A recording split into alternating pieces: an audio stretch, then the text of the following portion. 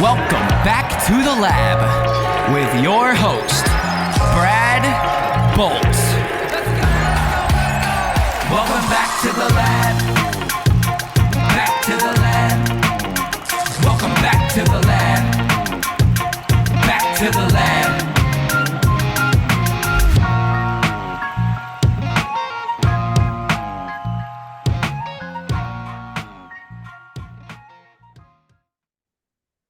Ladies and gentlemen, welcome into the Brad Bolt Show, part of the Lab Network. Joining me today, tonight, wherever you're going to listen to this, it's my good friend, it's John Roberts. John, how are you, mate? Good to be back. As I was just saying, it's good to wipe the cobwebs off. I'm back in it. I'm slowly rebuilding again. So here we are. And as we say, we don't actually, you know what I love is we don't live in a world now where we're living in our parents' base room anymore. It's now just a studio. I'm in a new studio is what it is. It's not, it's not a new house or anything like that. New studio. Exactly. And look, I'm in my new studio as well. So yes, exactly. that's been the delay for some of this. It wasn't my my sinus surgery or anything like that kept us off. It was we're all building new studios. Exactly. Yeah, and look at us now. And look at us now. No, but it's good. And the NFL season has been very good, despite all the low scoring, I got to say, and the defensive output. It has still been very enjoyable. I would have liked to have got to a bit more college this year, but I'll pick it up again, I think. We'll pick it up. And as we're football degenerates, you and I will probably end up, once the season's finished anyway, we'll sit there and go back through all the games and watch as many highlights as possible. And we'll see all the college games anyway at the end of the season. So sometimes I feel like that is just the only time I've really got, because when football season is on, it's just week after week. It's wave after wave of more and more games. And it's so much to take in all at once. And then it's not until after the season's over and it's a new year that you can go back and be like, oh, that was interesting. Oh, I noticed that. Yeah, exactly. And it's one of those ones too. And that's why when we went through on the Saturday Air Raid, we're talking about how we were watching college prospects and stuff, because time was so difficult to watch these games. That's why I end up usually waited until the NFL season was over.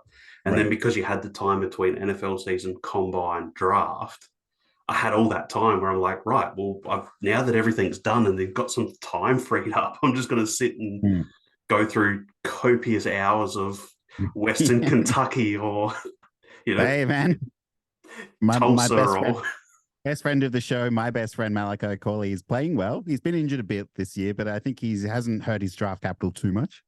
No, I think he's going to surprise a lot of people. So Malachi Corley, friend of the show. Friend of the show. Yes, exactly. and no one can tell us otherwise. So exactly. He fully endorses the show.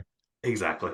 So this show today, we're just going to go through a bit like what Dan and I did last week. We're just going to go through the games this week and give our thoughts on who we think is going to win, any certain things that are standing out. But we are recording this after Thursday night football, which was the Bucks at the Bills, and the Bills ended up winning that one 24-18.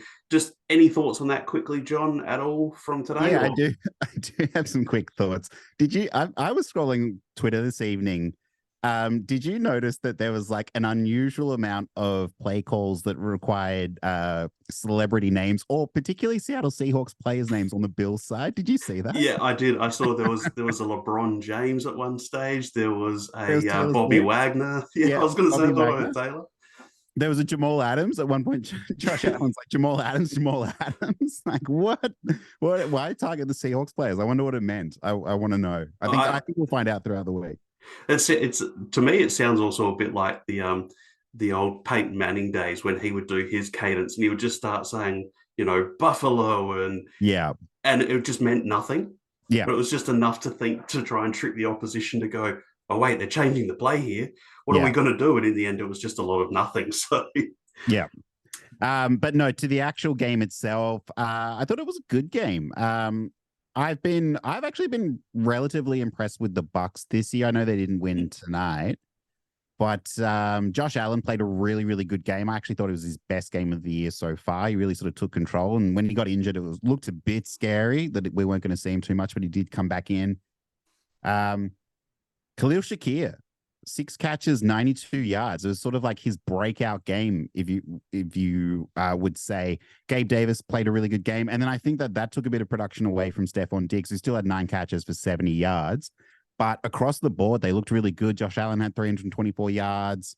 Dalton Kincaid looked good. Dalton Kincaid looked great for my dynasty team. And then on the Bucs side, I thought Baker was fine. 25 42 for 237 and 2.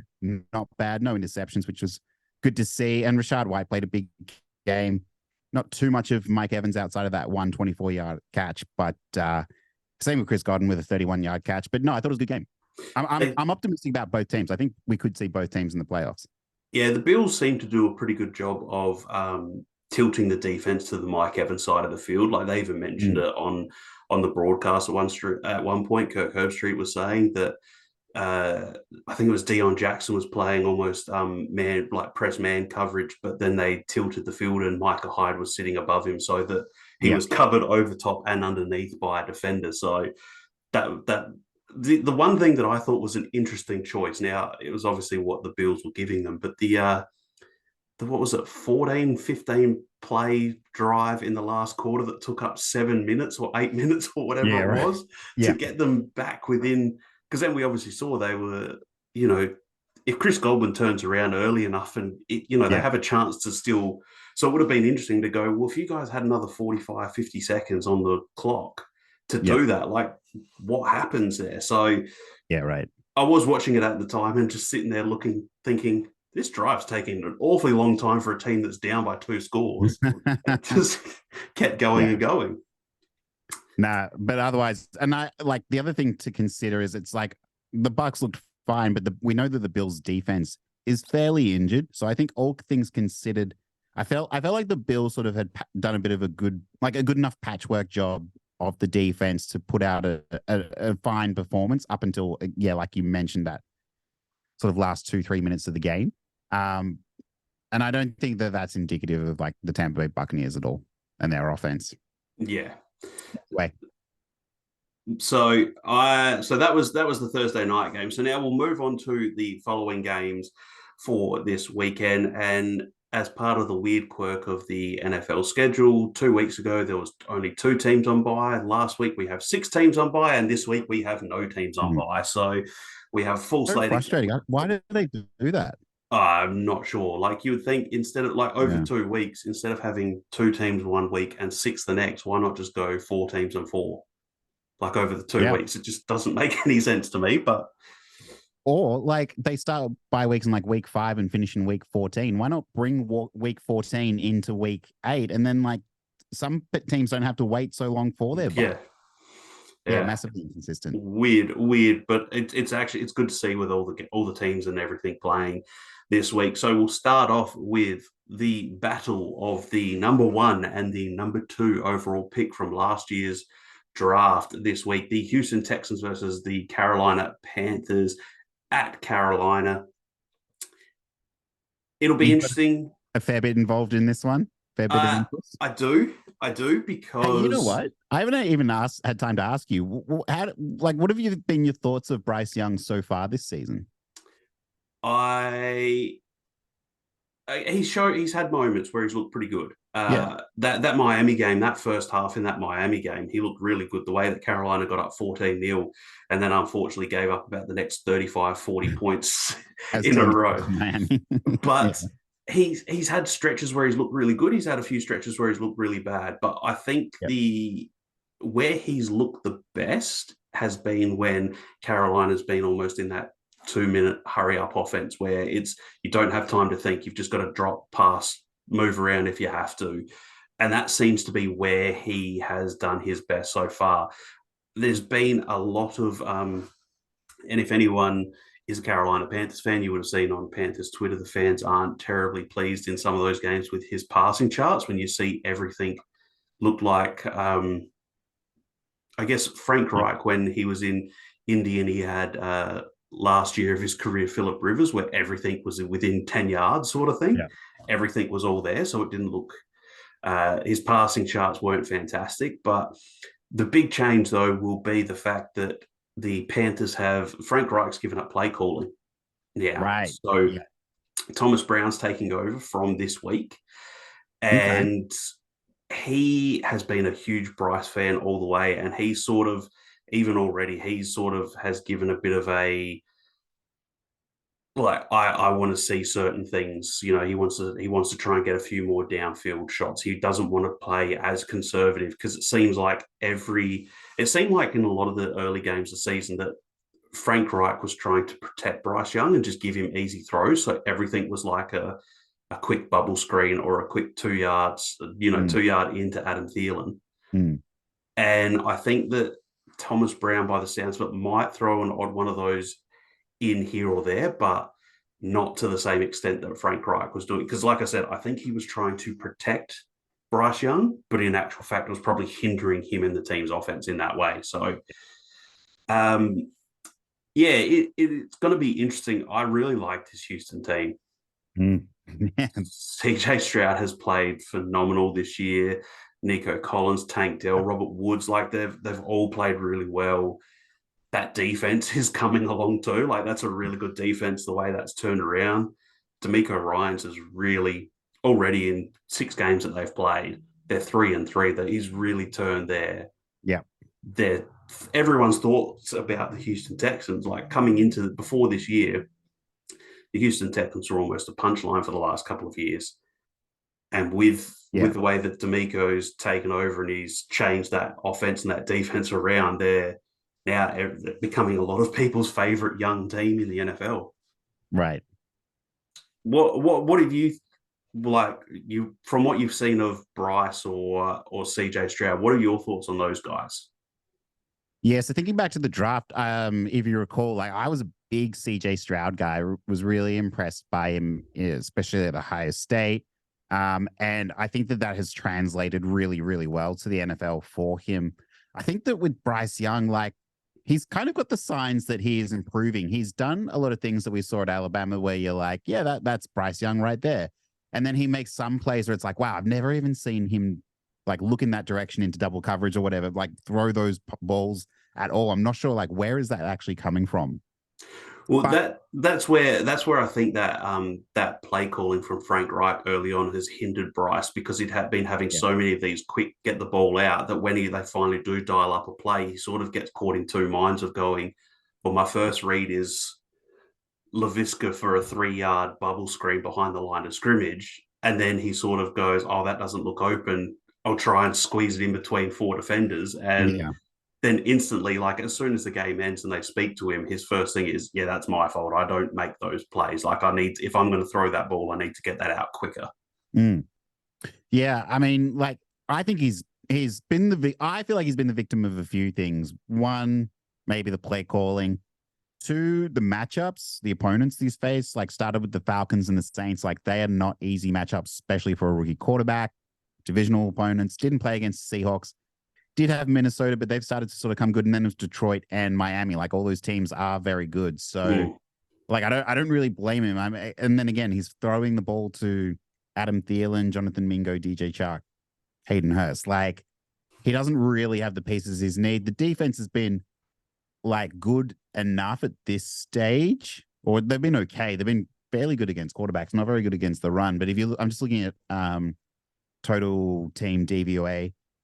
Carolina's 32nd, they're dead last.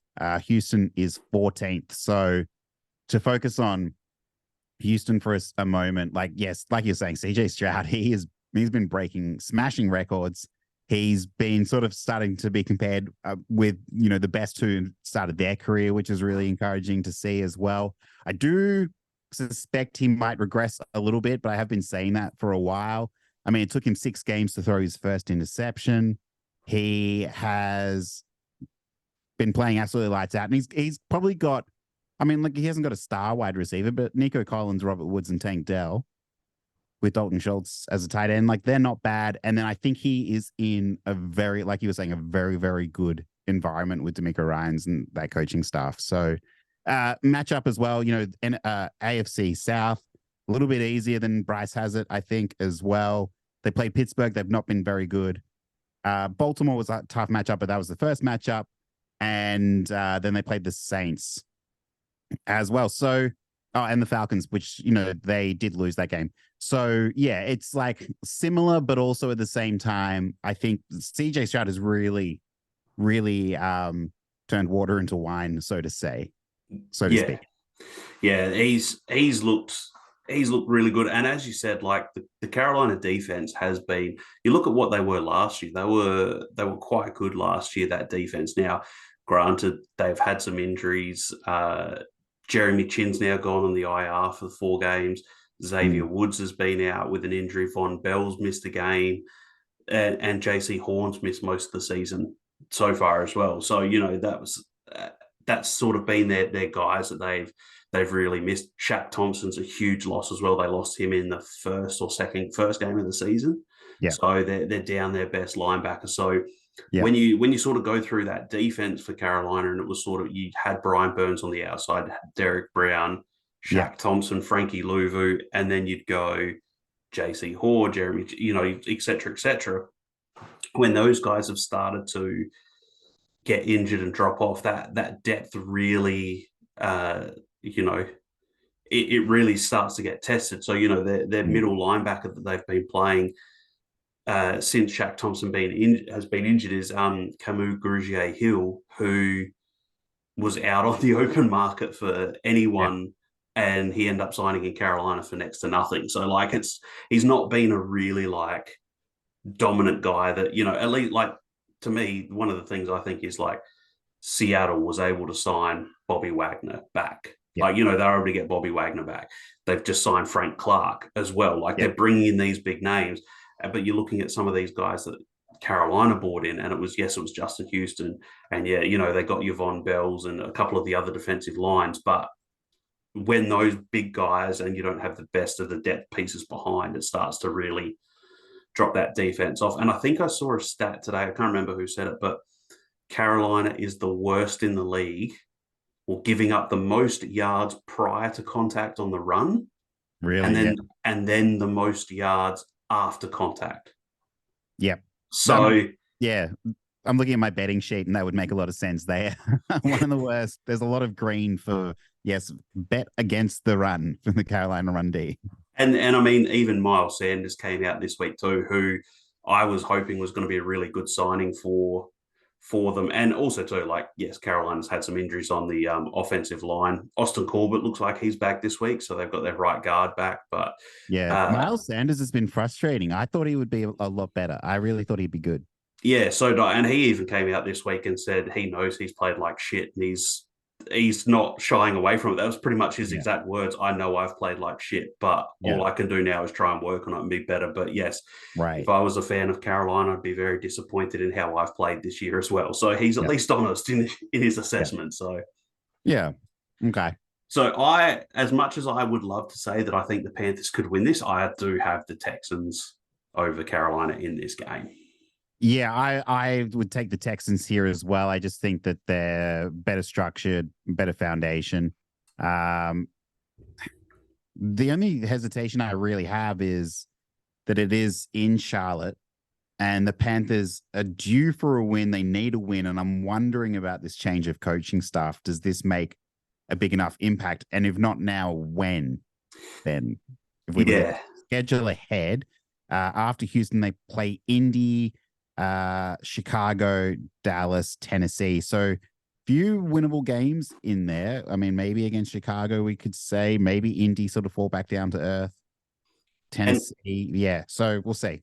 If it was nearly any other team at this point of the season, that 0-6, and if you're Carolina and you thought, right, now it's time to hit the reset button and start on our team, that's when they'd start trading away some of their big pieces, and you'd see a Brian Burns on the move and a few others. Yeah. But Carolina also doesn't have their first round pick this year.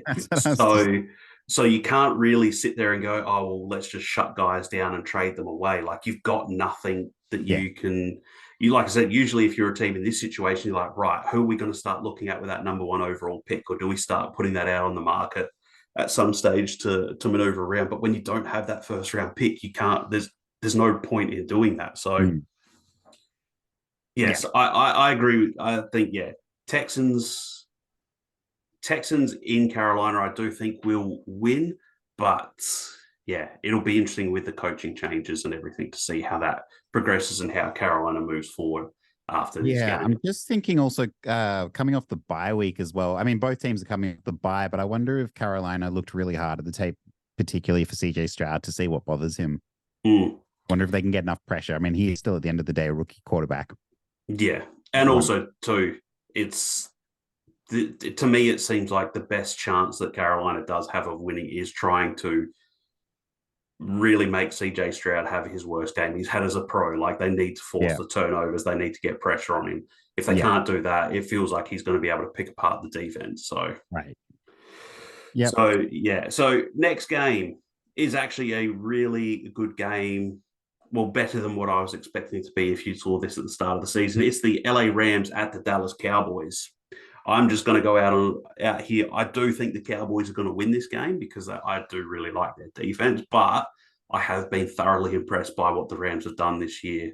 Yeah. Considering at the start of the year, a lot of people were expecting them to be in the hunt for the number 1 overall pick.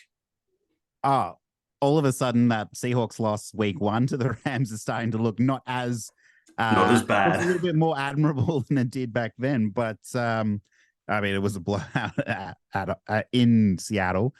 But yeah, no, look, the Rams have looked great. I mean, Puka Nacua has just been lights out, and now he gets to play alongside Cooper Kupp, who's back. Kyron Williams has been playing really well. They've kind of just found pieces, just guys who are just absolute ballers, absolute playmakers, and like, this guy can compete. This guy wants to compete. There's no part of them that is in any way tanking or trying to lose. I think that their defense, given how young it is starting to sort of like teeter a little bit, but like Akello Witherspoon's been playing very well, I think. They've still got Aaron Donald. They're still, at the end of the day, they've got Aaron Donald, and he accounts for about three people. So yeah, no, Rams have been impressive. The Cowboys, I have been a little bit less impressed with, I would say. I had really high expectations of them this year. I'm trying to think, did I have them as Super Bowl contenders? Yes. Thinking back to when we did before the season kicked off, who we thought would make it. I think I had them in Baltimore. And yeah, I just think they've been a little bit less impressive. They've had very, very tough matchups. I mean, the loss to the Cardinals was brutal, but San Fran at Santa Clara was tough. LA, they managed to squeak out that win, but it wasn't like super, super impressive. Tough team though. And then New England as well recently, who they did have a very good game against. But so it's hard to say because they played like Giants, Jets, Cardinals, New England, all not very, very good teams. And now they sort of have to go on a run of Rams. We'll see what happens there. Then they play Philly, Giants, Carolina. So they've got a few easy games in there. Yeah. It'll be interesting to see. Well, just having a look back from when we did our division previews and everything, you had the Cowboys winning the Super Bowl. Did I say that? Okay. You had them, mind you, mine's not too much better. I had the Bengals winning the Super Bowl. So yes, and I had the Bengals not even making the playoffs. So yes, that's interesting. So just looking back, I thought I took the Ravens in the end. I can't. Maybe. No. So you had. So your AFC teams, you had Miami, the Chargers, Tennessee, Baltimore, Kansas City, Buffalo, and Pittsburgh. Okay, not too bad outside of that. And your NFC, you had Dallas, Seattle, Green Bay, New Orleans, Philly, Detroit, and the 49ers. And you had the AFC champs being the Chargers. Okay. I'll take that, not the Chargers part, but they might not even make the playoffs at this stage. So my AFC teams were Cincinnati, Jacksonville, Buffalo, Kansas City, Miami, the Jets, and Baltimore. Yeah. And then NFC, I had Philly, San Fran, Detroit, Atlanta, Minnesota, Seattle, and Dallas. Gee, that's not bad. So I had a Bengals 49ers Super Bowl with the Bengals winning. Yeah, so nearly mid-season heat check. I think like both of them are like good in areas and bad in areas. Mine are a bit more ambitious, I think, but yeah, no, overall, like, and you got to think like you had the New York Jets. I mean, we didn't know Aaron Rodgers was going to get No. hurt in the first 4 seconds of his Jets career. So yeah, there is that to consider as well. So not too bad. Not too Not bad. too bad. Who do you see winning this one? I think I do think the Cowboys win. I just think they've got. I think too, part of it as well is they've got such a good defense. I know their defense has lost a bit with losing Trayvon Diggs. I think Van Der Esch has been injured and as well. Van Der Esch as well. So, yeah, but they've lost those two, but he's still got like Stephon Gilmore is able to go against either Cooper Kupp or Puka Nacua. You've still got guys like Jaron Kearse, Deron Blair, you've got these sorts of guys. And then at the end of the day, too, you still have Micah Parsons. Yeah. So, I just think overall, then when you get on the offensive side, I know that the Rams defense has played better, but when you've got to match up with CD, Cooks, Michael Gallup has his moments. Jake Ferguson's been a really good player for Dallas this year. And then you still got Tony Pollard, who hasn't had the best start to the year in terms of what everyone was sort of expecting from him. But I just think at the end of the day, I think it's going to be a lot closer than what I would have thought in week one. Like looking at this game, if I'd looked at it in week one, I would have thought that it might have been a blowout to the Cowboys. Right. But I do think this could actually be like a field goal, type margin. I think the Rams will compete. Yeah, I think the Cowboys win, but I don't think it would have been, as I said, preseason. If we looked at this matchup, we would have gone, well, Cowboys have got this in the bag. They barely even need to show up, sort of thing. I think the way that it's played out, they're going to be a lot more competitive than what we thought 6-7 weeks ago. Yeah. I think Tony Pollard has been as advertised to me in my mind. Like, this is kind of what I expected him to be. I had doubts when he was going to take on the full bell cow role, just given like size and things like that. But like, he's been good, and you can see those flashes of him from previous seasons. But then you can also see a bunch of him getting like very exhausted towards the ends of games and sort of not particularly like closing them out per se in the way that Zeke was able to for many, many years. Yeah. Outside of that, I wish they would use CeeDee Lamb more. Outside of the Chargers game, which was good, they've really underutilized him. Dak and Michael Gallup have just really struggled to link up in a really productive way, I've found.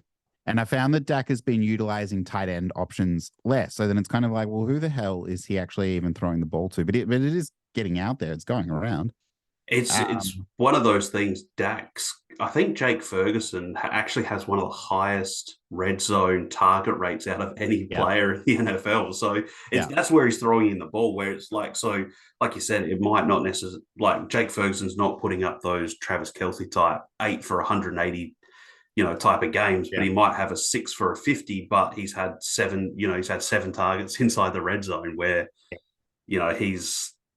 but you're right, though. It's not quite, there just seems to be something off with Dak and his other receivers that aren't named CeeDee Lamb. Right. Dallas 10th in overall DVOA, LA Rams 13th. So there's really not much in it at all. I think too, the big thing might end up being the loss of Kyron Williams as well, and you've got Darrell Henderson and Royce Freeman as your running backs for the Rams. So Dallas is 18th in offensive rank, and LA is 7th. I think you make a good call about Kyron Williams there, though, which might affect that. But then defensively, Dallas is 3rd, and LA's 20th. So this is going to be a really interesting matchup.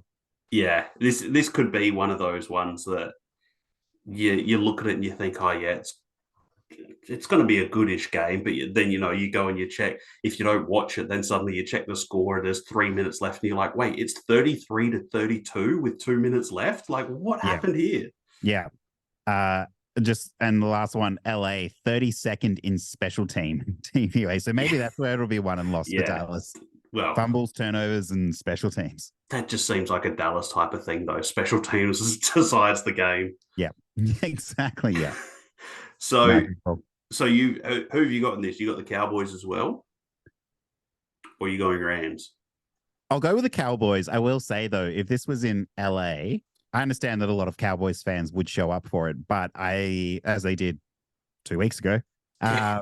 but I'd go Rams if it was in LA. I got to say. So yeah, I think But you're right. A field goal sounds about right. yeah.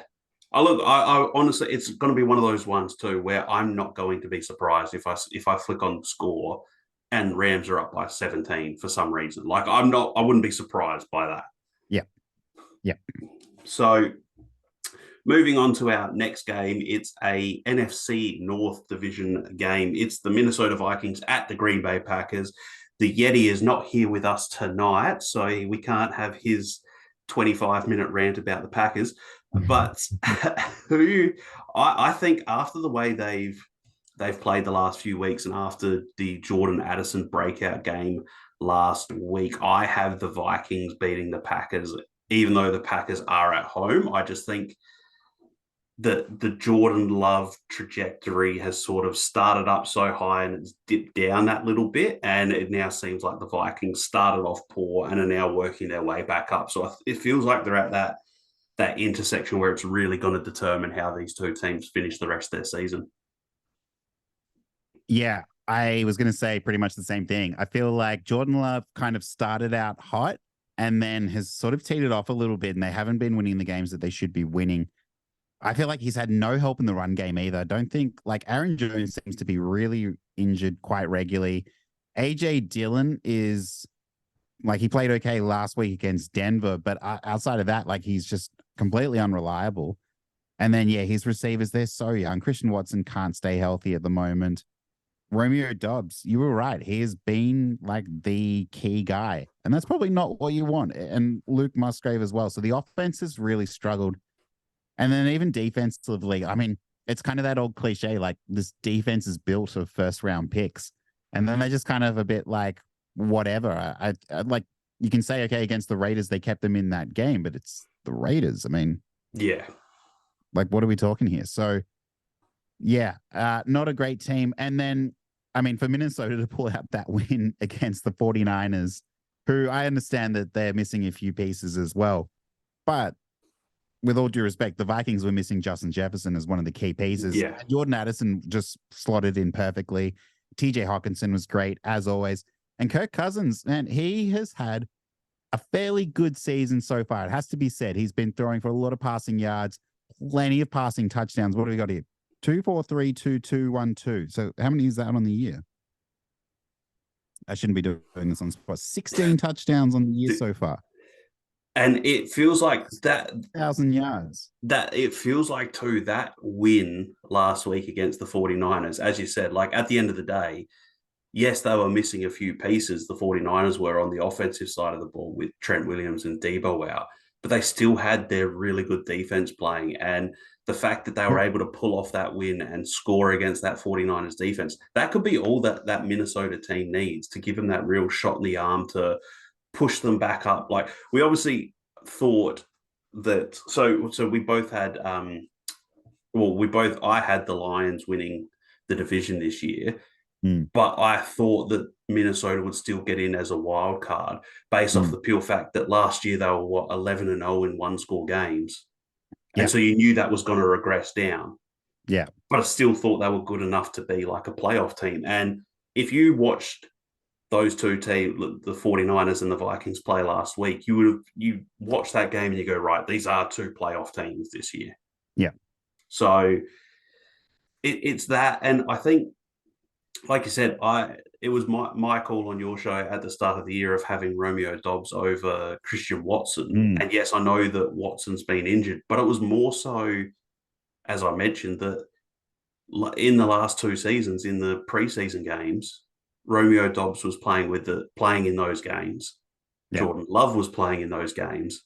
So that's where the connection was created. That was my only thinking behind it all, is they'd practiced a lot together. They'd played a bit together in the preseason. So that's why Romeo Dobbs was going to be his guy.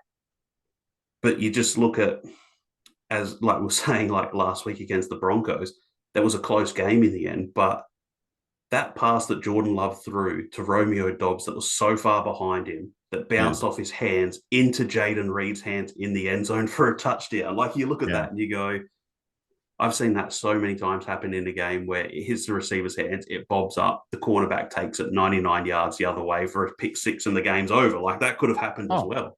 If that was Zach Wilson doing that, it would be all over the internet. And I understand it was over a fair bit of the internet, but yeah, I think it was brutal. Hey, quick question. Kirk Cousins. So let's say he doesn't play in Minnesota next season. Like, is he going to get traded at the trade deadline?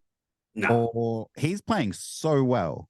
He's playing really well. And he's not sitting on the couch next year. No, he's not sitting on the couch next year. I'm not sure whether maybe Minnesota do re-sign him. I guess it depends on how they finish this year off. Like, if he gets them to, I'd probably need to go further in the second round of the play. If he gets them to the NFC Championship game, to me, it's really hard to move off of Kirk Cousins for a rookie. Yeah, well, you can't draft a quarterback, and then you can't just replace Kirk Cousins with, like, Kirk Cousins. So, yeah, like, exactly. That's what you're kind of going out and looking for. Yeah, and I see him being on the Vikings for the rest of this season. One, the Vikings have come out and said they're not looking at trading him. Two, he said, I want to finish my career in Minnesota. Okay. And three, he's got a no trade clause. So he's probably not going to be willing to waive his no trade clause. Unless, I wonder if maybe the only difference is, say, like, if for some reason the 49ers come calling and they say, hey, Minnesota, can we have Kirk for the rest of the year? But I doubt that happens either. So he's going to be in Minnesota. And then it's just going to be, how far does he take him for the rest of the year? And then come the end of the season, what do Minnesota decide to do? Do they decide to give him another 1-year contract and run it back next year? Yeah. Or if he doesn't make it to the playoffs or they get kicked out in round one, is that when the GM, the team, they decide, right, we're going to move on and we're going to try and rebuild with a quarterback through the draft now? So, what if, just saying that you could have Kirk Cousins on any team. So say he just comes to Minnesota this week and says, I don't want to play here. I want to be traded. And when, he can pick, you can pick his team he goes to. What would be the team that you would like to see Kirk Cousins on? Or any team I want. I mean, the problem with the state of the quarterback position at the moment is there's actually quite a few options that he could go to. Like, imagine him on New England with that defense. Yeah. Playing lights out. And I think he'd be able to hold up a few of those receivers just fine. Imagine him on the Panthers. Just let Bryce, like, chill for the rest of the year and then away he goes. Like, they've got a good enough defense. I'm thinking, like, who are the teams who've got a good enough defense that they're just missing that quarterback piece, and then they could actually be, like, in legitimate contention. Well, I've got Falcons. I was going to say, I've got about 3 of them. Sorry, probably 4 that would be interesting. I want to say Washington, but the only reason I don't is just because it's for the bit, and I think they're going to trade away all their good defenders. Yeah. So wouldn't make any sense. My 4, I'm going to do my 3 semi-normal ones, and then I'm going to throw out my insane one, which would absolutely just completely melt everyone's mind if it happened. Okay. So the New Orleans Saints to replace Derek Carr, because we've seen what Derek Carr's been doing. He's not not giving up on Derek Carr just yet. No, but I mean, it would be interesting. I feel like if you put Kirk Cousins on New Orleans instead of Derek Carr, New Orleans is probably a better team than what they've shown so far this year. Yeah, that's fair. So I've got the Saints, the Falcons, who you've mentioned. Yeah. The Jets, which is just an upgrade. Now, this is the one that's going to just boggle people's minds. But if you think about it, it would not be the worst team in the world. What about Kirk Cousins on the Cleveland Browns? Oh, yeah, that's a great call. Like, if he was on that Cleveland team... It'd just be, it'd send the world into chaos, but... It's never going to happen. It's never going to happen. But, well, actually, I shouldn't say that. If suddenly this week, because we've only got a couple of days left before the trade deadline, if they get Deshaun Watson's shoulder re-examined and they decide you actually need to have season-ending surgery, and they went to Minnesota and they said, hey... Imagine.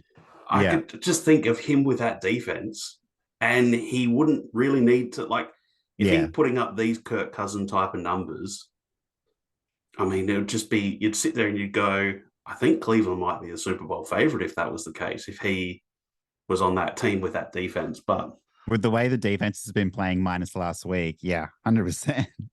it was just one looking at the teams, I was like, in my mind, I was like, no, there is no way that'll ever happen. But what if? But what if? It was just one of the. What if it happened to us? Oh, God.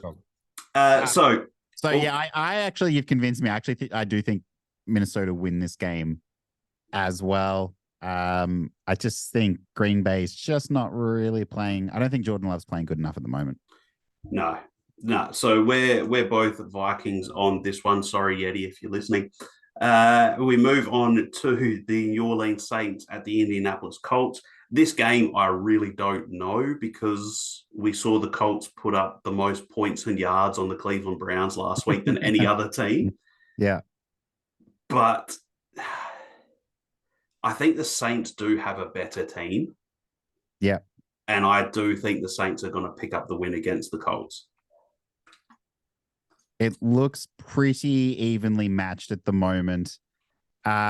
I don't feel strongly about the Colts at the moment. It is a coin flip at the moment as well. So in Indianapolis, yeah, like I like Gardner Minshew. I think he's fine. He's probably about at this point the same tier as Derek Carr, maybe like a little bit lower, but he has been playing some pretty good football in Anthony Richardson's absence. So I'm interested to see what happens with Josh Downs this week. He sort of has started to come alive a bit more. He's been playing well. Michael Pittman's having a really, really good season as well. He did get shut down last week against the Browns, outside of that one broken tackle that went for like a 74-yard touchdown. But, I mean, every receiver struggled at this stage against the Browns defense, so can't blame him there. I mean, Zach Moss is obviously the greatest running back of all time, and they've got Jonathan Taylor. The defense is a worry, but I don't think that the Saints offense should trouble them too much. It just depends on if, like Michael Thomas can get it together. Alvin Kamara might have a really good game. I might go the Saints in this one. Yeah, I'm sort of leaning. I regret that. I don't know. It's one of those things where, if anyone's listened to the Bill Simmons podcast, he makes this joke that when Gardner Minshew knows that he's going to start, he's not a good quarterback. He needs to. So they said it's almost one of those ones they need to start a quarterback for the first drive or two, and then bring Gardner Minshew in and surprise him and be like, "You've now got to run the," and that's where he plays his best. So, but he has played really well in place of Anthony Richardson this year. But I think the Saints but that could be another one where it's, a field goal sort of either way, and it wouldn't surprise me if either team won, because you just don't know what you're going to get from the Saints week to week as well. Yeah. They can look really good in some games, and then in other games they can look like what they did last week and just not, everyone's just not on the same page at all, and Derek Carr's throwing a hissy fit on the sidelines, and they're getting angry at each other. Throwing for like 340 yards though, but and then not putting up any points for it. So So next game is another division game in the AFC East. It's the New England Patriots at the Miami Dolphins.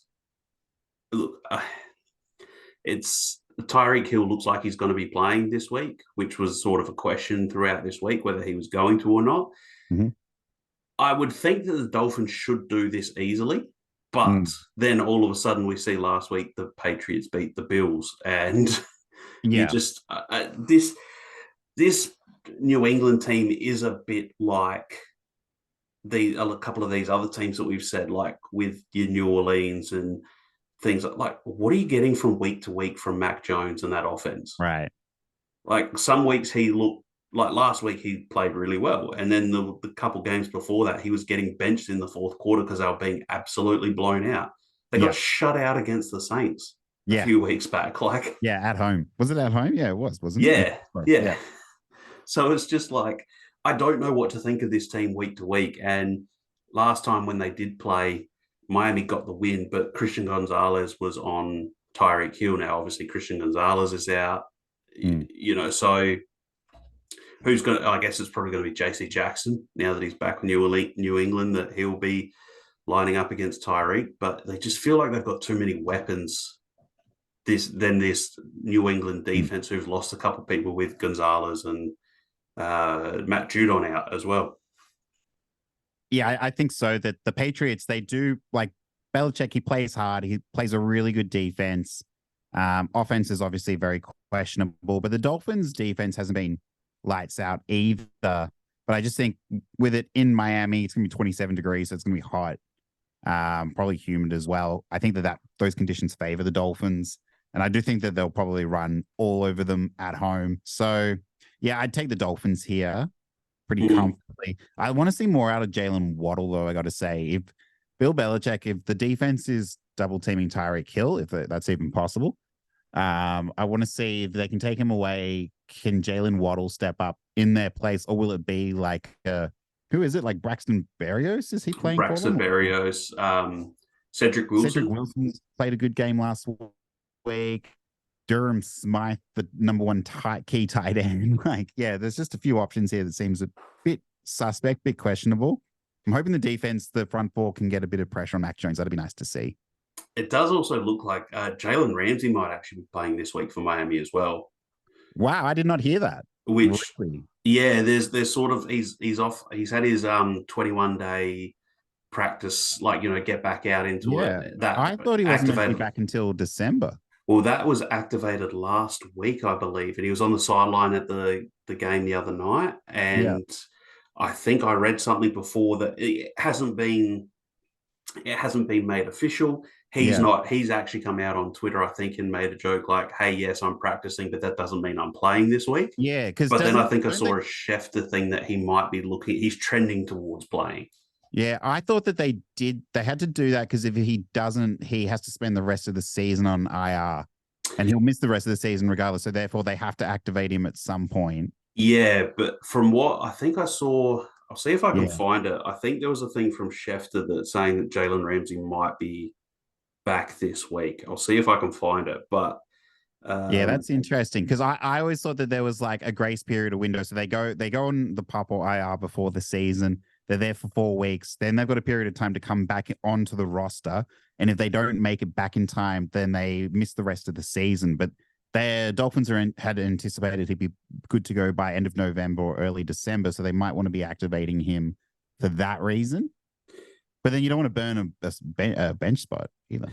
So Schefter reported that Miami is expected to have Jalen Ramsey on the field Sunday when they take on the Patriots. Jalen Ramsey said, so this is why I just got a crazy amount of texts. Well, this is news to me. MFers don't care about being right. They care about being first in today's media. That's sad. And he said, full transparency, there's a chance that I can play this Sunday, but that decision genuinely isn't made yet. So that's news to me, just like it is to you all. LOL, I have to go through a whole process to feel great enough to play. I won't play if I feel any less than great. So yeah, it would be interesting. I would like to see him play, but I just like that. Like, this is news to me. Yeah. I would love to see him be out there just to like fuck with Bill. I think they're just trying to mess with Bill Belichick. Yeah. And all of a sudden he just shows up on the field and it's like, oh, well, there goes like Kendrick Bourne or whoever. Pop Douglas. Yeah. So we both got the Dolphins there. Moving on is the Battle of the New Yorks. It's the Jets versus the Giants. Those poor bastards. It's Zach Wilson's copping a bit from New York media because he didn't stay in New York in their bye week. He went back to Utah with his girlfriend, so he's upset some New York radio. Oh, man, I saw that. That's bullshit, man. All players go to like Cancun or wherever. They all go on holiday during the bye week. What was it? The guy that went off on him from the New York media, the WFAN. I can't think of his name at the moment, but he got there and he was like, 52 other guys should leave the facility for the week off, but the one guy who should be staying there is the quarterback who's not played very well for his entire career. He needs to be around the facility for the week off, and he needs to watch as much film as possible, and blah blah blah. And I was sitting there thinking, he can watch as much film as he wants, but if he goes out and just goes, I'm just going to Zach Wilson it, it's going to do bugger all, isn't it? Yeah, exactly. But I think I've got the Jets in this game. The Giants, I I want to mean, see the Jets win this, man. Yeah. I just think their defense is incredible, and that's where it's really sad from a football point of view that the Aaron Rodgers thing happened so early, because they would probably genuinely be a Super Bowl contender with a semi-decent Aaron Rodgers with that defense alone. So I mean, they nearly beat the Chiefs, which was impressive to say the least. I'm just having a look now because is that true? Like, do we think that the Jets would be better now, would have more wins? So, okay, look at their schedule. So they beat the Bills. They lost to the Cowboys. Would they have won that game with Aaron Rodgers? Maybe. I think maybe. They lost to the Patriots by 5. Look, they might have won that. I reckon they probably win that one. They nearly beat the Chiefs, but they lost. I don't think Aaron Rodgers makes too much of a difference against the Chiefs. Maybe not, but I think that was a weird game. That was. They beat the Broncos and they beat the Eagles. Yeah, it's one of those things. I reckon they're at least another. I sound like I love just Zach Wilson. I don't. No, it's. I'm just saying, like, and this is in lieu of Sauce Gardner, who has been sort of like fairly average. Yeah, so I think the Jets beat the Bills week 1, smashed by the Cowboys week 2. Look, I still think they probably lose that Cowboys team, but I don't think it's 30-10 as it was. Sure. There. Yeah, but a win's a win. I think they beat the Patriots if you've got Aaron Rodgers there. Yeah, that's the one I think that they would have got. The Chiefs, I don't know. Like the thing would be, if you think back to that game too, they were driving down the field to tie the game up, and Zach Wilson fumbled that ball, that snap. The Chiefs recover.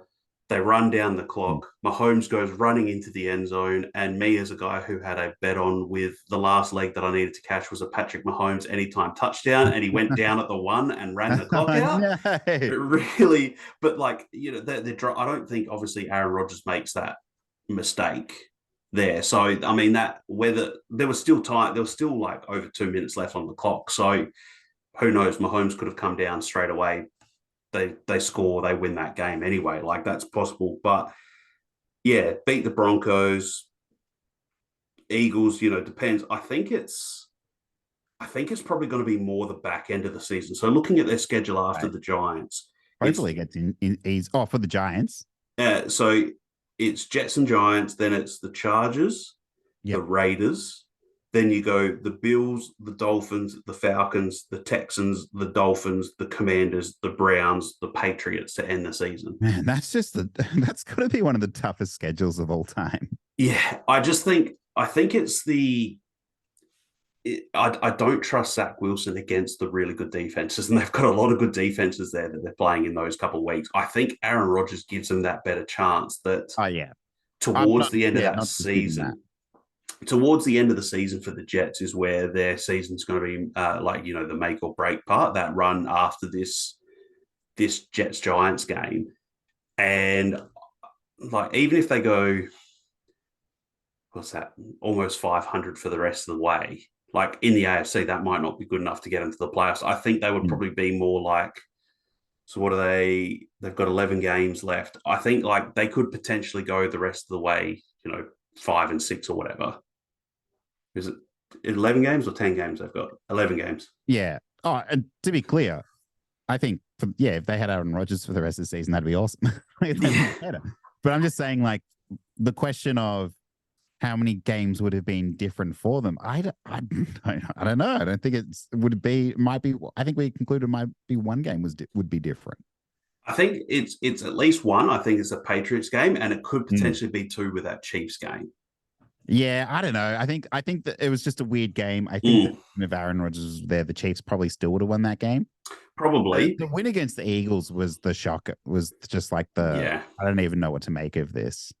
Yeah, that was the Jalen Hurts just absolutely fell apart and threw 3 interceptions and couldn't figure out where on earth they came from. But I think, though, that it's, more so for the rest of the season. I think if they've got Aaron Rodgers, they've got to, like, is it potential that the Jets go to, say, like I said, 5 and 6 the rest of the way with Zach Wilson? Yes. I don't think they would go 5 and 6 with Aaron Rodgers as their quarterback for the rest of the season. So, like, I feel like, if the Jets do get to 10 wins with Zach Wilson there, it wouldn't be surprised if it's more a defense winning games as opposed to the the great outstanding play of Zach Wilson. Man, But you know what? That January 7 game against the Patriots, sorry, January 6 in the States, that week 18 game against the Patriots, that could be like a win and in for the Jets. And that'll be a fucking tough matchup. Yeah. That's exciting. Because, like, I mean, what if they beat the Browns? Yeah, well, week 17. And then they play the Commanders, they could win. Yeah. To me, it seems like that Browns-Jets game could really come down to which defense is going to get the last safety of the game to win that. And the score ends up, it's 5-2 with one field goal and a safety versus a safety. And that's what happens in that Browns-Jets game, just because those are really good defenses. So, but yeah, in this game, I do have the Jets over the Giants in this one because, as we're saying, this AFC is so tough this year with these teams that the Jets really are going to have to me, they're just going to have to keep winning, because even if they do go and end up with 9 wins or something, 9 wins could put them 3 games out of the wild card, or 2 games out of the wild card or something, because of how strong these teams are. So, yeah, now fair enough. And look, to be honest, I got no notes on the Giants. I think that I think that they're the worst team in football. The Giants. I think they're worse than the Panthers. It's them or the Broncos. But the Broncos have stars. They're just playing well. Like the Giants they suck. Daniel Jones sucks. They've got no receivers. Wan'Dale Robinson has been good. Darren Waller's good. Saquon Barkley's good, but for whatever reason, they suck. The other New York media controversy at the moment is, would the Giants be better playing Tyrod Taylor the rest of the season over Daniel Jones? So they would. It's not even a question. It's not even like a hot take. It's like the most lukewarm take. Well, if we move on to another team that I really can't figure out, it's the Pittsburgh Steelers home to the Jacksonville Jags. Yeah. Now, I think Jacksonville wins this game, but this Steelers team is weird. Yeah, they're weird. I think the Steelers win this game. That's how weird I think they are. This is that this is another one of the Bill Simmons thing, is for 55 minutes of the game, Kenny Pickett looks like the worst quarterback in the league. Yeah. But if you're within one score and there's 5 minutes left on the clock, Kenny Pickett turns into prime Peyton Manning. Yeah. And George Pickens is suddenly open. Yeah. And the other thing is that Matt Canada's whole playbook is actually to lull the other team to sleep, so that when they do finally throw a pass downfield, it's the winning score. Yeah. And they're just like, oh my God, I wasn't expecting it, because all he's done is throw to Najee's run straight into the back of his left guard, and he's got 18 carries for 22 yards. Yeah, I believe that they mixed up one of the not mixed up. So they did some exotic plays last week for the first time, apparently all season. They did like 1 or 2 apparently. Yeah. Yeah, but so my thing is more to do with Jacksonville. I understand that are they 5-2? Is that real? Yeah, they're 5-2. And what's even more real and weird is the Steelers are 4-2. Yeah, I mean that's nuts. I don't think the Jags have been playing like a 5-2 team. I think that they've been like really just getting lucky and scraping out these wins. Trevor Lawrence has been playing not to expectation, and I'm going to put my betting hat on here again. What I mean by this is, so through 7 weeks, he's only gone over his passing yardage prop twice. So basically what I'm trying to say is there's an expectation of what Trevor Lawrence should be able to achieve, and then there's what he's actually achieving. And he's not actually hitting that. He's not quite getting there. The Jags defense has been really bad. They're unable to get pressure. I don't know how they're slugging out some of these wins. They beat Buffalo. Obviously, they beat the Saints. That was kind of a weird game as well. Beat the Falcons, lost to the Chiefs, lost to the Texans. They swept the Colts. Their run is going to start getting a little bit tougher as well. So after Pittsburgh, they're on bye, which would be nice. But then they play 49ers, Titans, Houston, Cincinnati, Cleveland, Baltimore, Bucks. So they've got a really tough end to the schedule. It's They just do need to win now, but I think this is a coming back down to earth game for them. see, and the thing with the Jags is we saw it last year. They started off and they looked like they were going to be potentially competing for a top 5 pick halfway through the year last year. Mm. And then they went on this run that ended up getting them into the playoffs. They could do that again this year. And like there's not too many guys on that team who are actually playing up to expectations when you think of it. Like, so Evan Ingram hasn't I was just going to say Evan Ingram has been playing lights out, awesome, and hasn't, Etienne. but like Evan Ingram still hasn't had a touchdown. Yeah, right. Yeah.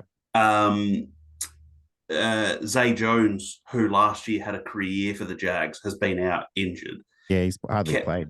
Calvin Ridley has not been the Calvin Ridley, man, he's been non-existent. Yeah. So week 1 he went off, and then since then he's just been nowhere to be seen. Why? I don't understand why. And like Christian Kirk has played like pretty decently as well, but it still sort of seems underwhelming, I guess, after how he played last year, if that makes sense. Like you sort of the year he had last year, it increases your expectations of him. Yeah. And so then if he doesn't, maybe even if it's in your own mind, it's sort of like you sit there and you think, okay, maybe he'll do this again or be slightly better second year, et cetera, et cetera. And if he doesn't, and I think that maybe that's part of this is like the, I guess the recency bias is like in the sense of going, okay, last year he completely came out of nowhere, it felt like, and had this incredible season. So then you are expecting more. So if he does have a bad week or two, then all of a sudden you're like, oh, wow, he's pretty terrible. When in actual fact, he's playing okay. Like he's not been bad. He's just, I don't know. It's really hard to try and. I think he's been playing better than last year. I mean, like I was watching that Saints game closely. That sort of like catch he took over the middle of the field that he took to the house was awesome. And he's been doing those he's been flashing like that in a lot of games. He did it against the Bills as well. Just looking at their defensive DVOA, Jacksonville's defensive DVOA rank is 4th. Would not have expected that. Cleveland, Baltimore, Dallas, and Jacksonville. That's got to be a typo, right? I wouldn't have. They probably would have been well down on my list if I had to try and guess what the defense was going to be. I just said I thought they'd been playing badly, but okay, I'm going to need to look at that. Maybe it's the matchups. I guess, yeah. I honestly, that's dumbfounded me. I honestly didn't think we'll have to come back. I'm like, gee, Jacksonville's a fair bit higher than the Steelers here. I wonder why that is. I'm looking at the defense, 4th in defensive DVOA. Crazy. Yeah, would not have picked that. But so we're split on this one. I've got Jags, you got the Steelers, just I want the Steelers at home. And I think too, maybe it's cold, man, 8 degrees. I think this maybe is where they have with the Jags, they might have like they've got the bye next week, and then maybe they regroup and they come back a bit more and they go on a maybe not quite the same type of run as what they did last year, but just like a similar type of right. We need to figure out now that we've got the bye week what's been working for us, what hasn't, and maybe if Calvin really does have another quiet game this week, Doug Peterson goes away and they try and figure out a way to integrate him more into the offense to really open up what maybe Trevor Lawrence, like you were saying, he hasn't hit the expectations of what everyone's expecting, but maybe after this bye week, he suddenly comes out and he looks like what everyone was hoping he might turn out to be. Yeah. Moving on to the next game. It's a game that I can tell you now I probably won't watch a minute of. It's the Falcons versus the Titans. Oh, come on now. I reckon the Falcons will win this. And don't you want to see Derrick Henry play his last game for the Titans? Well, he's got to make it there first. There's potential that he could get traded. But Titans, traded Kevin Byard yesterday. Yeah. To the Eagles for Terrell Edmondson, a 4th and a 5th round pick. So that's a great deal for the Eagles to get Kevin Byard. Back for seconds. I can't believe the Eagles. But yeah, I like I said, I probably won't watch too much just because there's some other games in here that I would prefer to watch when this is the case. So have you got any insight on this Falcons-Titans game? Because I don't. I wouldn't call it an insight, but who the hell's playing quarterback for the Titans? Because apparently it might not be Ryan Tannehill, and it doesn't look like it'll be Malik Willis either. Well, Will Levis. actually, I believe the report they mentioned was that Malik Willis will trot out there and play a few snaps, but for the most part, they might be firing up Will Levis this week, which would be wild. Maybe they're going to turn Will Levis into the new Gardner Minshew. Start Malik Willis and then just completely shock him and throw him into the game, and he's just got no time to prepare. Yeah, potentially. So, I mean, it's going to be tricky. I feel bad for DeAndre Hopkins, man, to join that team. I'm just looking at the injury report. Ryan Tannehill ankle, did not practice Wednesday, did not practice Thursday. So not looking good for him. We're going to see someone. Derrick Henry did not practice as well. He had a rest day as one of them. I think they've just basically said they're resting him. Traylon Burks is back. He's good to go. Hopkins has been limited, but he's probably because he's old. And he doesn't practice anyway. I don't even know why I'm looking at the Titans injury report. To be honest, the Falcons going to win this game.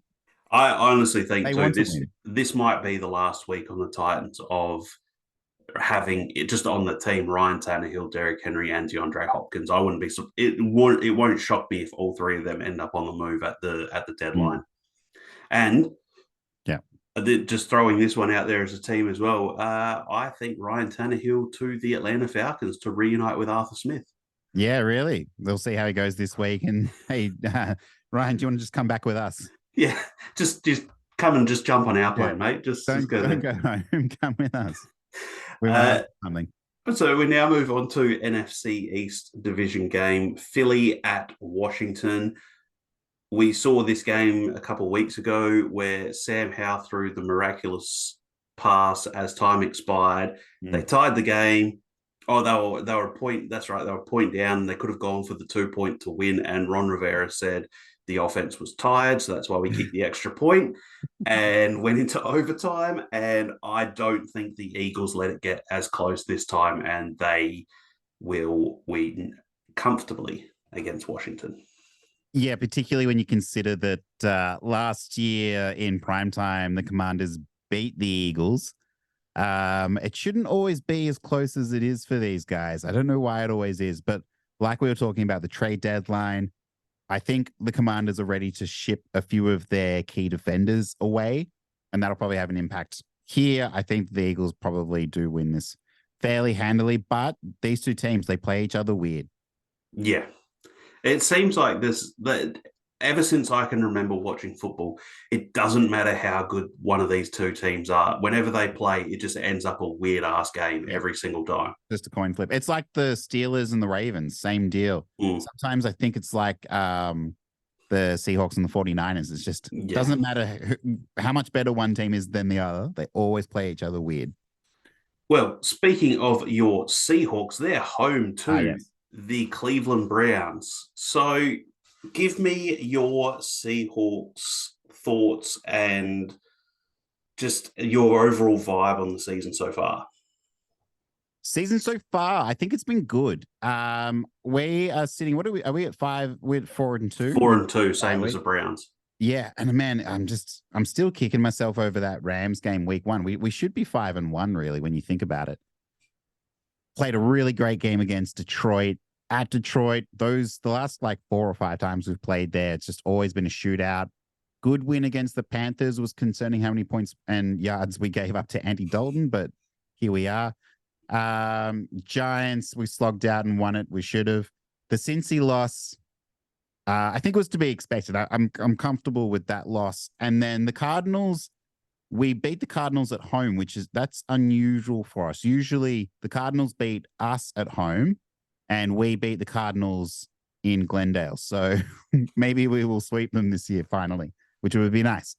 So overall, it's been fine. I think Tyler Lockett, so the receiving group has been a bit underwhelming, I got to say. DK has not been as good as I thought he would be, for one. Tyler Lockett, I thought would take a step back, but he has taken a bigger step back than I thought he would. And then pile that on with Jackson Smith and Jigba, who I am rocking this evening. My throwback, because this will be the first of 2 throwback games for the Seahawks. If you're watching on Twitter, you can see I'm decked out in my Seahawks throwback gear.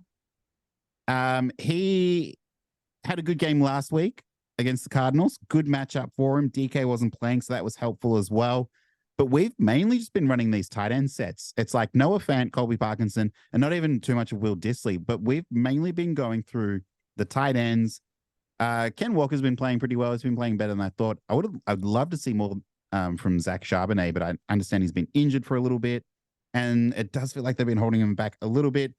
Gino, I don't think has been playing as well as he played last season, but I still think he's been playing good, and I think he's been playing good enough. The defense, outside of Boya Mafe, look relatively unchanged from last year. They're still giving up a lot of yards, still giving up a lot of points, whether it's at home or on the road. But like I was saying, Boya Mafe has been playing awesome. And then, like you were saying earlier, we just signed Frank Clark to get a bit of help there as well. Charles Cross has come back, which has been really helpful. We haven't seen too much of Abe Lucas on the offensive line, so I'm just darting around from position to position. I'm just rattling off the top of my head. The one who's impressed me. Bearing the lead. Devin Witherspoon has been playing awesome. I was about to say that. So I mentioned this last week with Dan when we were talking. When I was talking with Dan about this last week, and I mentioned that he got moved into the slot out of necessity due to injuries to, Kobe Bryant, etc. So they moved him in. Yeah. And that game against Arizona, was it Arizona or the Giants? The Giants is the one that he destroyed. He looked like the best defender in the NFL that game. He was just everywhere. And it's now one of those things you go, he's looked so great in the slot where he's been playing. Yeah. Why would you want to move him back to the outside? Like he's been just destroying everyone there. He has been better than advertised where he's picked. Like I really liked him. And I remember when we did our draft show, we're talking about it, we were both a bit shocked and surprised because we weren't expecting Witherspoon at 5. But upon later, and then I was like, I like it. Yeah, and that was the thing. We both sat there and we were like, later, I actually really like this. Witherspoon, Woolen, you got Kobe Bryant. We started rattling it off, and we were like, oh, we really like this pick in the end. Wasn't who we expected, but he's been. I like that secondary with him and Reek Woolen there. That's just one of those ones where you are stoked because you could sort of sit there and you go, right, for the next 10 years, my corners are set. It is almost that new Legion of Boom type of thing. Like in the sense of going, when you came to Seattle, you went, okay, I've got Richard Sherman, I've got Cam Chancellor back there. You started rattling all the guys off and you go, right, we're set for years. We're set here. And that's what this sort of feels like with these guys now is you sort of, okay, I can start my defense with Witherspoon and Woolen, and then I'm set at the corner position. I don't really need to stress too much. It's just more so your nickel backs or your safeties if you want to try and make some moves around there moving forward. But I've really liked what I've seen from him so far this year.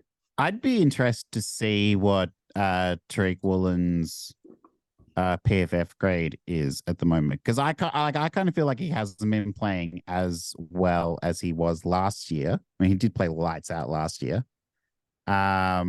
But just having a look at the injury report, Kenneth Walker did not practice all week with a calf injury. Bobby Wagner and Tyler Lockett did not practice as well. I think that might just be because they're a bit older. Other than that, we look all right. Yeah. Okay. So having said all of this, who do you think wins the game? Well, I hope I don't sound like too much of a homer here, but I think that Seattle wins this game. I do too, just because it's like that Browns defense is so hard to move the ball against. But I think it's just at the end of the day too, it's PJ Walker in Seattle is what has me worried on the Browns side of things. Yeah. The weird thing with Seattle, right, is especially when we play in Seattle, whenever a very, very, very good team comes to Seattle, we're usually very competitive against them. We can usually even win those games. It's when a really bad team comes to Seattle that we just get completely destroyed. Yeah. I was even surprised that we beat the Giants, although that was in New York. But so, that's where I was kind of at for this one. I'm just looking, I think we're favorites now. I guess that's in lieu of the Deshaun Watson news that he probably won't be playing. Yeah. I just so you when you were mentioning about the PFF grade. So Tariq Woolen amongst cornerbacks is ranked 71st this year amongst Yeah, that feels cornerbacks. right. Would you like to have a guess where Devon Witherspoon is ranked on PFF grades for Oh man, cornerbacks? I'm trying to A, not sound like a homer, and B, not use too much recency bias. Can I say like 50th? Well, I can tell you that you'll be gladly surprised that he's much higher than 50th.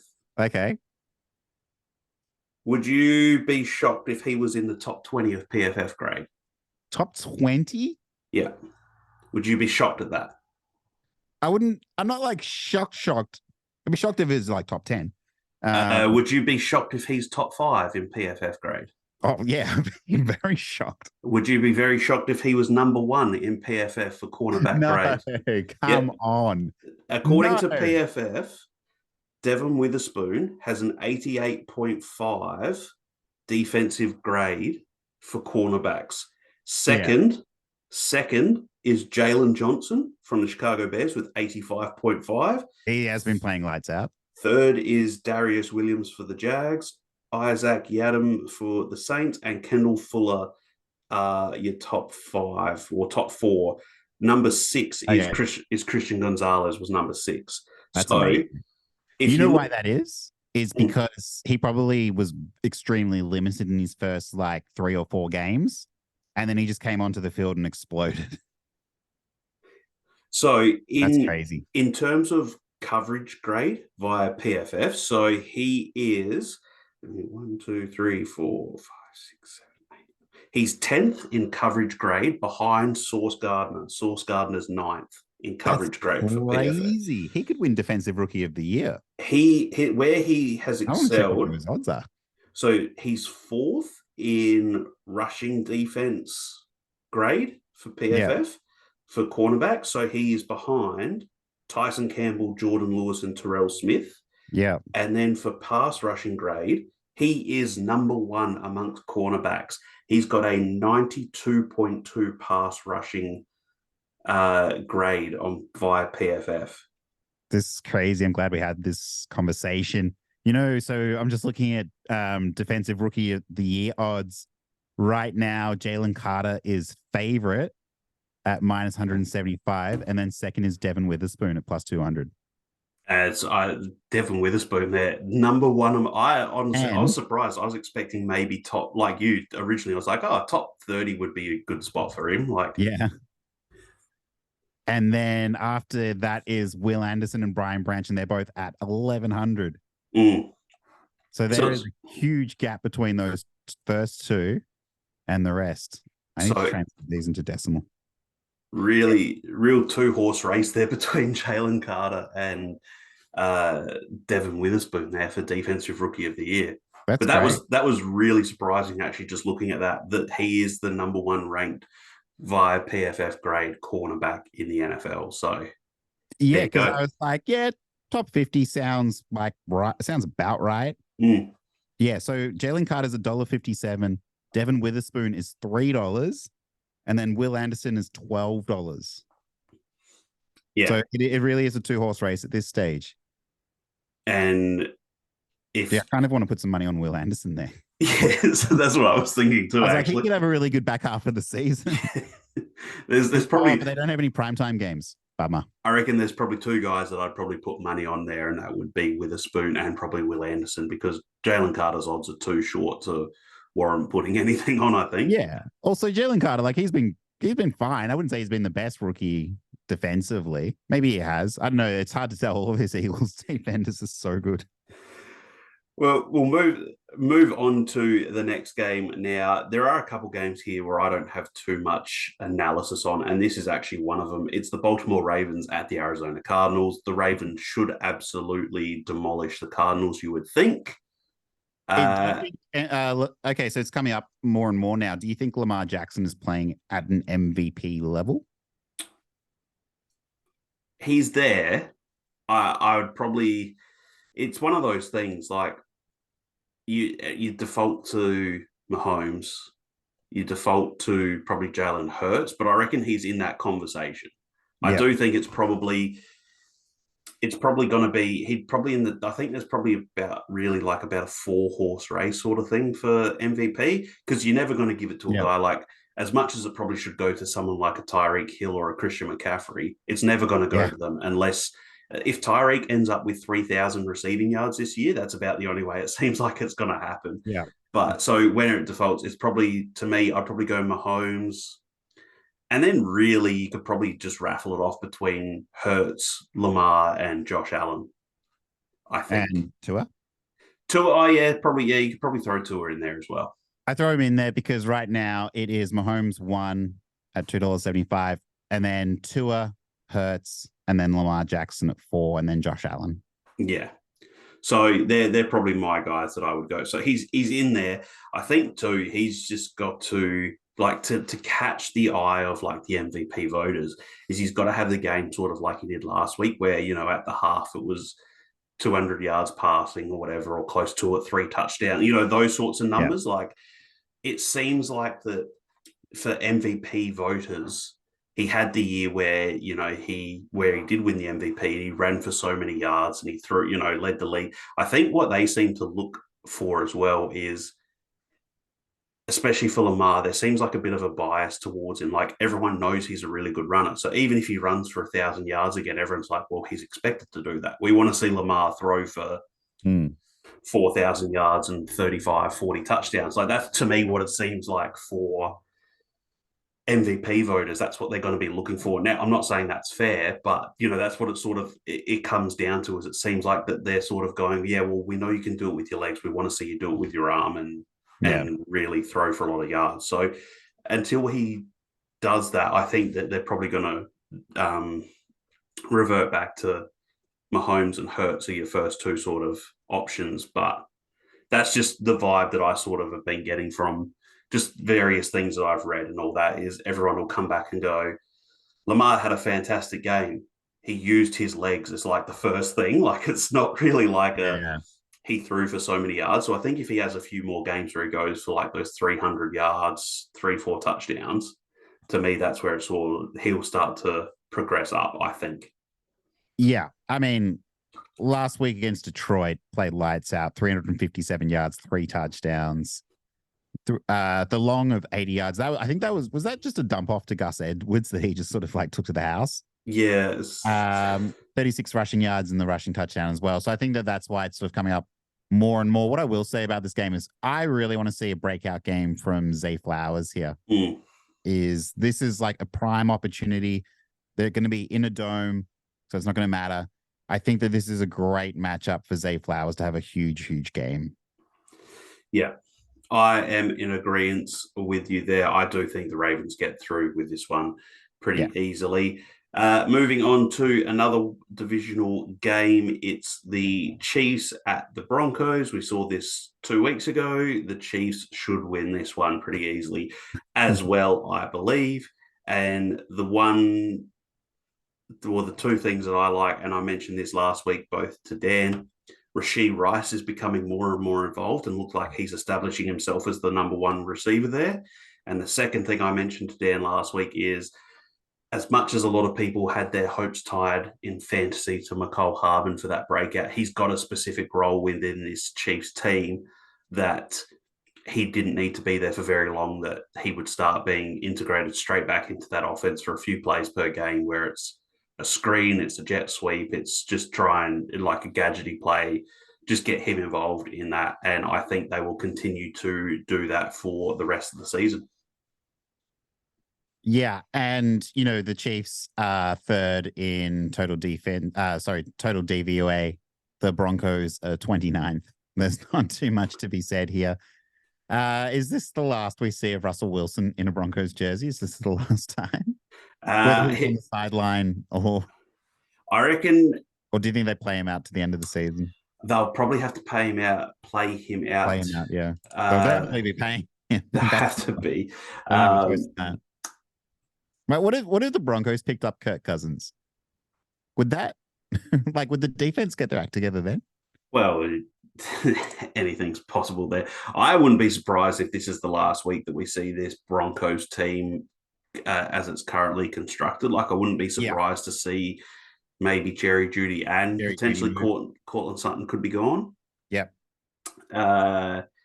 There's even now they're saying the Broncos are actually listening to offers for Patrick Surtain. Oh, okay. So they'd That's apparently cool. they weren't keen on that, but now they apparently are. But looking at this Russell Wilson contract, just having a look. Oh, it's brutal. So Yes. he's obviously there this year because he's got $107 million dead cap hit this year. Yeah. Next year for the Broncos, he's got an $85 million dead cap hit next year. So he's on the team for next year. What are they going to do? Because he's got his yearly cash for next year is 39 million he gets paid next year. Plus, then when you add his 39 million plus his dead cap hit, his salary cap hit for next year is $124 million. What are they going to do? And then 2025, he's got a $49.6 million dead cap hit. The only time it really starts to become a potential out here, and this is according to Spotrac that I'm on, is 2026, where he's got a $31.2 million dead cap hit. So he's on the team for at least 2024 and probably 2025, I would say. He has to be. Like, it's bad. Every time I hear the trade, the deal, everything about it, I just like nothing ever changes. It's like, it's just always remembered as like just the worst trade of all time and the worst contract given of all time. Yeah. I'm like, I don't blame them. Like, who could have seen it coming? But yeah, I don't know. So I wouldn't be surprised if they do happen to lose. It wouldn't shock me to see the Broncos roll with Jarrett Stidham for a few weeks. Yeah. They need to draft a rookie quarterback. It's the only way out.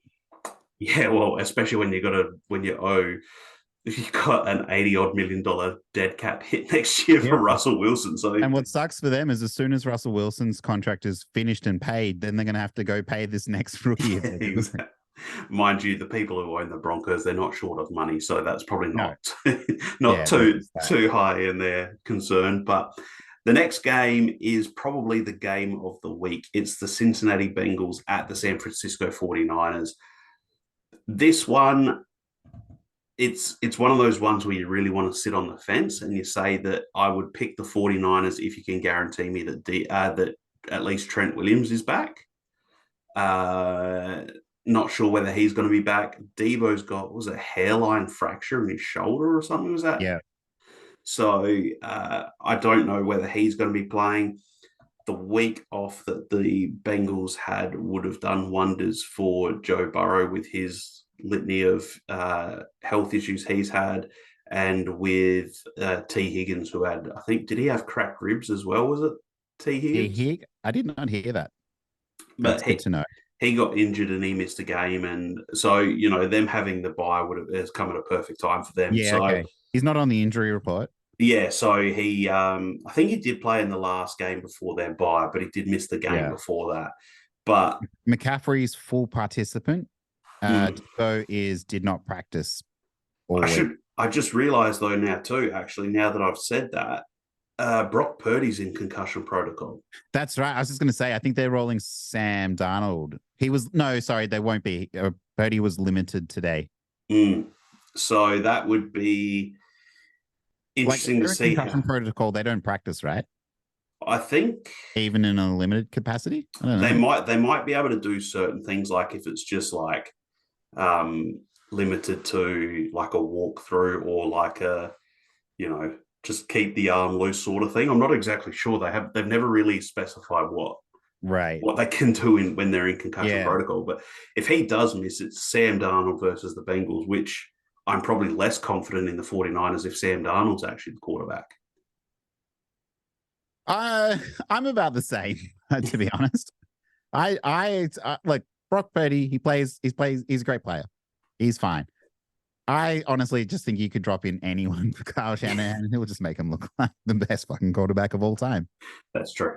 That's where I'm kind of at with it. I think the Bengals win this game. I want to see them win this game.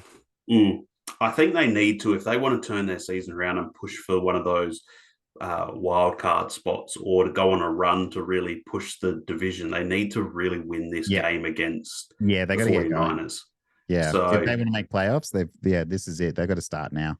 yeah, I slightly lean to the 49ers, but I probably would swing back the other way if Brock Purdy gets ruled out, just because I've lived the Sam Darnold experience with my team before. Yeah. And so I'm not, you're not sure what you get from Sam Darnold from game to game. He could come out and look like incredible with Kyle Shanahan, or he could come out and throw 3 picks with his first 3 passes. You just never know. So, yeah. And Orlando Brown is the only questionable one, really. So, and sort of you'd say that it's a big loss, but Joe Burrow's gone most of his career with a terrible offensive line. So if he's without Orlando Brown, it's probably not that big I think he'll play. I think he'll play. Yeah. So we move on to this is the Sunday night game. It's the Chicago Bears at the LA Chargers. Now, I think the Chargers win this game. I think it looks like it's probably going to be Tyson Bagent again. Yeah. Justin Fields has not practiced all week. I think he's already confirmed out. Yeah, so Tyson Bagent again. The Chargers should, and I say that, should win. Yeah. You would like to think that defense is better than what it actually is, but you would like to think they would be able to find a way, especially with a really good, previously, really good defensive coordinator, head coach in Brandon Staley, be able to find a way to try and limit DJ Moore's involvement in this game. I guess the big thing is going to be, as we saw last week, Donta Foreman had such a good game last week, and the Chargers seem to be the team who everyone runs on, it seems like. So, if Deontay Foreman can get going again, that's, to me, the only way that the Bears would sort of be able to win this game, is to have him going and run full head of steam, and then the odd shot play, I guess, to DJ Moore where he gets, like we saw in the game against Washington where he had the 3 TDs. It's got to be one of those where it's like shot plays that are long plays that develop after lots of runs, I think. So I think the Chargers win this one. Yeah, this is going to be interesting. So you briefly mentioned before about Jalen Johnson, was it? When we were talking PFF. He's actually been playing very, very well. And as PFF was saying, he's number 2, right? He's number 2. Yeah. He's been shutting everyone down so far. So had a good game with Green Bay. He wasn't able to get the best of Mike Evans, but then Kansas City shut down, Denver shut down, Washington shut down, Minnesota, Justin Jefferson shut down. Although I think Jefferson got injured in that. Was that his hamstring game where he did his? Yeah. Oh, no, that was the week before. So yeah, Justin Jefferson. No, that doesn't sound right because I've got only 40 receiving yards here. So, but I think that like Keenan Allen has been playing phenomenal this year. I think that the Chargers have got holes though, right? Yeah. This kind of seems like this is the trap that the Chargers lure you into. It's like, oh, the Bears at home, primetime, great, they've got this. Like that's what they want you to think. And then Justin Herbert has been playing not as well. I think maybe they're still trying to get used to the different coordinator system with Kellen Moore. Maybe they're taking a little bit longer, but the link with Keenan Allen has been great. It's a shame they lost Mike Williams. Quinn Johnson, is he a bust yet?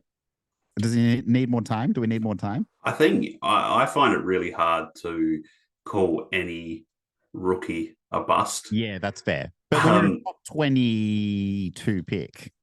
Yeah, I think it seems like, though, from what he like, obviously now that Mike Williams is out, he's being integrated into the offense more. So it was sort of on a limited capacity beforehand.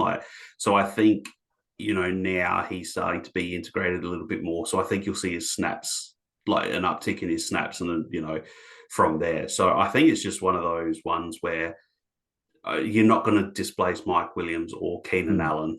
And then they've obviously had a few seasons with Josh Palmer there as well. Yep. So they're the guys who are going to get the lion's share, but with the thought process of, well, Quinton Johnson might start as wide receiver 4, but we're expecting him to move into that wide receiver 3 role. Whereas now that there's been the injury, you're sort of going to see him and everyone else bump up besides Keenan Allen to get in a little bit more. So I wouldn't call him a bust yet. That's fair enough. I think that moving JC Jackson back to New England it kind of feels weird in hindsight, but he was never a good fit. No. Never really played well. I kind of have to wonder if Justin Fields was playing in this game, would it be a lot closer in odds?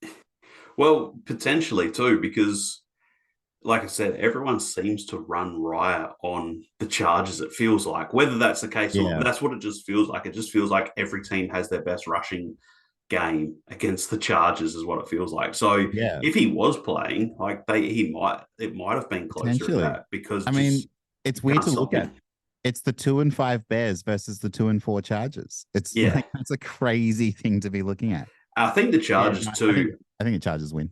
I think they do too. But this just shows as well what happens when you have the Chargers way that they've tried to build this team, which, you know, they're continually kicking the can down the road for their contracts and everything. So they had to make the decision this year. They were so far over the cap. They reworked the contracts of Keenan Allen and they re-signed Mike Williams, but then they also redid the contracts of Khalil Mack and Joey Bosa, and they kicked that down. So I think, don't have it here, but I think they're like already for next year, they're like massively over the salary cap as it is now. Yeah. So this is just one of those ones where when you do lose a guy like Mike Williams, and if you've built your team up with so many expensive guys, you lose some of that depth behind them. And I think as much as it can annoy people with like the Kansas City model with their wide receivers, they don't really have, like they rotate so many guys through there, but it's almost done on that thing that you go, right, if we were planning on having Kadarius Toney as our main guy for this week with Marquez Valdes-Scantling, if Kadarius Toney inevitably does a hamstring that he seems to do, you know, a bit, well, okay, we're covered because we've got Rashee Rice. But then we've also got McCole Hardman who can fill in. We've got Justin Watson, who, you know what I mean? Like they've got these guys who they can rotate through. Whereas it seems like the Chargers are always a team who always have an injury, but they don't really have anyone behind these big name guys that if one of them goes down or misses significant time, that they're there to actually cover off for that. So that's just always felt like and I mean, you know, they've been asking for a running back too to pair with Austin Eckler for years. And I'm not sure if Joshua Kelly's that guy. No. But it's been a huge area of opportunity for them. And that's why I thought this year I was thinking that their running back too, they should have gone out and signed Zeke this year. Yeah. Just because of his familiarity with Kellen Moore and what he would have been able to do in the passing game. And he's, to me, seemed like a perfect sort of running back too there, but they just keep whiffing on that each year. And they're just that team that you think that they should be a lot better than maybe what they are. And you just can't figure out why they're not performing the way that everyone's expecting them to. Yeah. That's it. That's been the story of the Chargers for how many decades?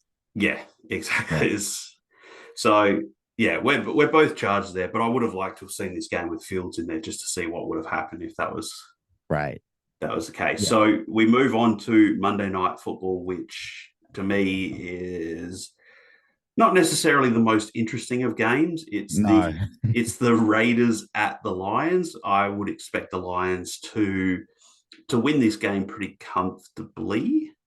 Yeah, I don't even see it being particularly close, particularly at home for the Lions in Ford Field. And is Jimmy Garoppolo going to play? Do we know? Not sure. I haven't really. Last I saw, it might have been Aiden O'Connell. Well, it's either him or Brian Hoyer, who's lost his last 13 times he started a game. Jeez. So but I think they've said that they're the only. So they've used three quarterbacks this year to start games, and every single one of their quarterbacks this year has thrown more interceptions than touchdowns. I think I read. Oh no. So it's not and they've come out. They've been a team who's come out and said, "Oh, we're not going to trade Devontae Adams." I wonder. I know they're saying that Yeah, publicly, how could they but say that? How could they do that to him? I would just think though that might be one of those ones where you come out and you say that, but you're secretly saying it so that someone then has to really come in and go, "Hey, Yeah. we know you're not going to trade him, but would you accept a first, a Yeah. second, and a fourth for him?" And the Yeah. Raiders go, "Hell yes, we'll take Yeah. that." Like that's what I wonder. Like, so okay, so we'll play this same sort of game. And who would you like to see Devontae Adams on? What team would you like to see him on if they did decide to trade him? So yeah, this is interesting. So who here needs a team? I hate always like looking at the Chiefs and just being like, yeah, of course they'll win another Super Bowl with him. I doubt that the Chiefs, the Raiders being intra-division, the Raiders would never trade him to the Broncos, the Chargers, or the Chiefs, unless the Chiefs offered up like 5 first-round picks or something. Like, it would have to be a fair bit for them to do it. But so I'm running down the list of like best teams who have potential to make a Super Bowl run. Is Cleveland out of the question? I know they've got Amari Cooper and they've got Elijah Moore, David Njoku. I just think like imagine like Amari Cooper is a great player. Imagine having Devontae Adams though. Yeah, so I've got a couple teams here I think that would work. Yeah, I can't really see anyone to be honest. I doubt it would happen, but could you imagine pairing him with CD Lamb and Dak Prescott on the Cowboys? That would be wild. See, I looked at Dallas, but I was like, no, they brought in Brandon Cooks. I think they're happy with Brandon Cooks as well. They say that, but they'd be willing to flip Brandon Cooks in a second to get Devontae Adams, I would think. True. What about the Falcons? Could the Falcons use him? I potentially. I actually think Green Bay. No, there's two. To me, there's two teams that stand out here. One of them is the Baltimore Ravens. Yeah, but they brought in Beckham. They're paying him like $17 million. Yeah, but I mean, if I was the Ravens, I would be sitting there going like, yeah, that's true. Let's just throw Odell into this as part of it, and then or just sit there and go, well, like, okay, our three main receivers are Devontae Adams, Odell Beckham, and Zay Flowers. Yeah, there's that, but I actually think the best fit for him is actually the team they're playing, and it's the Detroit Lions. I was just about to say, that's so funny you brought that up. I was like, I'm thinking about this game. I'm like, I wonder if Amon-Ra will take a backseat for this game, and then they'll try to get like Jameson Williams more involved. And then I was like, you know who'd be good on this team? Devontae Adams. Well, I think there's might two stay in Detroit. There's two guys that for me that Detroit really should be going after at this. One is Devontae Adams, because then I mean they've if anyone didn't see during the week, Marvin Jones Jr. has stepped away from the team to deal with a personal matter. So they actually waived him as part of that the other day. So they're down a receiver there. Not that Marvin Jones Jr. was like having too much of an impact on that Lions team, but you've got Amon-Ra and Jameson Williams. But to me, the two guys that they go for, if I were the Lions, is I'm trying to get either Devontae Adams or I'm contacting Tennessee for DeAndre Hopkins. I think it makes a lot of sense. Detroit is in a position to have a fairly good run. I know that like just making the playoffs is kind of what they want to achieve, but I think that they could go a bit further than that. Yeah, and it seems like... And this would really push them over the line. To me, I was very surprised they didn't go after Hopkins when he was a free agent. Like, I thought he was going to be that perfect pairing there, because you would then have Hopkins playing the X, you've got Jameson Williams playing the Z, and you've got Amon-Ra, who's your slot guy, and you can just alternate Amon-Ra and Jameson Williams pretty much between those two. And then they kind of went after no one in the end. Yeah. So to me, they would be the two guys. But I would.